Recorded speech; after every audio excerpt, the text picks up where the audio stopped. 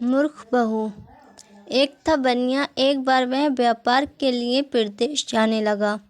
जाते जाते अपनी बहू को बुलाकर उसने कहा, मैं प्रदेश जा रहा हूँ, तुम अच्छी तरह रहना, बच्चों को भी संभालना और अपनी सास का भी अपने बच्चों की तरह देखभाल करना। याद रखना, माँ से कोई काम मत करवाना। बहू ने बोला, ठीक है, मैं आपकी बात समझ गई, मैं वैसा ही करूँगी जैसा आपने बोला है। आप आराम से जाइए। बहू ने बात ध्यान में रखी। बनिया तो चला गया। बहू ने दूसरे ही दिन माँ जी से कह दिया, माँ जी, आपके बेटे मुझसे कह गए हैं कि माँ को अपने बच्चों की तरह संभालना और उनको कोई काम मत करने देना। अब आप घर का कोई काम मत कीजिए, आप तो इन बच्चों के साथ खेलिए, खाइए और मौज करिए। माँ जी गहरे सोच में पड़ गई। फिर बोली, बहू ठीक है, अब मैं ऐसा ही करूँगी। कुछ दिनों के बाद बहू ने अपनी बेटी के कान छिदवाए। उस समय बहू को अपने पति की यह बात याद आई कि माँ को बच्चों की तरह ही संभालना है। इसलिए बहू ने माँ जी के कान छिदवाने की बात की। उसने माँ जी से कहा, माँ जी चलिए, आपके कान छिदवाना है। सुनकर माँ जी घबरा उठी। उन्होंने बहू से कहा, बहू, मुझे अपने कान नहीं छिदवाने हैं, क्या अब अपने इस बुढ़ापे में मैं कान छिदवाऊँ?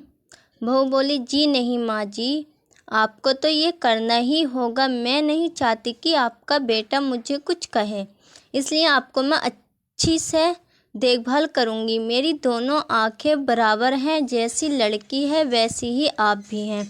माँ जी मन ही मन समझ गई और सुनार के पास बैठकर उन्होंने अपने कान छिदवा लिए।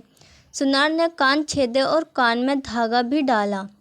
बहू जिस तरह रोज़ रोज़ लड़की के कान में तेल लगाती थी, उसी तरह माँ जी के कान में भी लगाती रही।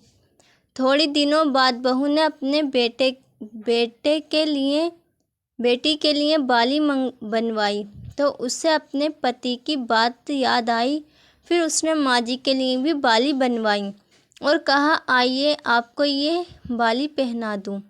माँ जी ने कहा, बहू मुझको बाली क्यों पहनाती हो? मैं बूढ़ी हूँ, मुझे इसकी ज़रूरत नहीं है। बाली तुम अपनी बेटी को पहनाओ, मुझको नहीं पहननी है। लेकिन बहू नहीं मानी। ज़बरदस्ती करके माँ जी को बाली पहना ही दी। इसके पश्चात माँ जी छोटे बच्चों के साथ अपना मनोरंजन करती, घूमती, खेलती और कई तरह के मौज मस्ती करती। बहू ने एक बढ़िया दिन देखकर अपने बेटे को नाई से चोटी रखवा ली।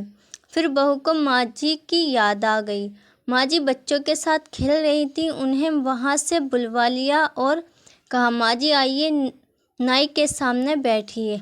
अपने लड़के की तरह मुझे आपके सिर पर भी चोटी रखवानी है। जब गोविंद के चोटी रखवाई है तो आपके क्यों न रखवाऊं, इसलिए आप जल्दी आइए। माँ जी ने बहू को बहुत समझाया, पर बहू टस से मस ना हुई। आखिर माँ जी नाई के सामने बैठी और उन्होंने अपने सिर पर चोटी रखवाई। बहू ने गोविंद को और माँ जी को जो बोला वही किया। उनके साथ बाद में बहू रोज माँ जी की चोटी में तेल डालती, चोटी गूंथती और सर पर ओढ़नी डालकर माँ जी को बच्चों के साथ खेलने के लिए भेजती। जब खाने का समय होता तो बहू उनको आवाज़ देकर बुलाती है। ऐसे ही रोज का हाल था। जब बेटा घर वापस आया तो सबसे पहले उसने बहू से माँ के बारे में पूछा कि माँ कैसी है और कहाँ है, मुझे उनसे आशीर्वाद लेना है। बहू ने बताया, माँ जी तो बच्चों के साथ खेल रही हैं, यहीं कहीं होंगी, आ जाएंगी। बेटे ने पूछा, क्या कहती हो?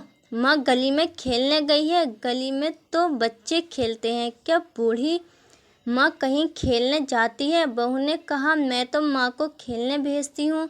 अब आपने कहा नहीं था कि माँ को बच्चों की तरह रखना? मैंने तो लड़की की तरह ही माँ के भी कान छिदवाए हैं और कानों में बालियाँ पहनाई हैं। जब लड़के की चोटी रखवाई तो मैंने माँ की भी चोटी रखवा ली थी। जब मैं सबको खेलने भेजती हूँ तो माँ को क्यों ना भेजूँ? मुझको सबके साथ साथ व्यवहार करना चाहिए। पति समझ गए कि उसकी मूर्ख स्त्री की अकल का दिवाला निकल गया है। बाद में पति के कहने पर बहू ने माँ को पुकारा। माँ जी गली में से खेलती खेलती आईं और अपने बेटे को देखकर उसकी आंखों में आंसू छलछला आए। माँ की हालत देखकर बेटा भी दुखी हो उठा। बहू की मूर्खता के लिए बेटे ने माँ से माफ़ी मांगी और बहू को बड़ी उल्टी सीधी सुनाई। दोस्तों, आपको ये कहानी कैसी लगी कमेंट्स में ज़रूर बताना।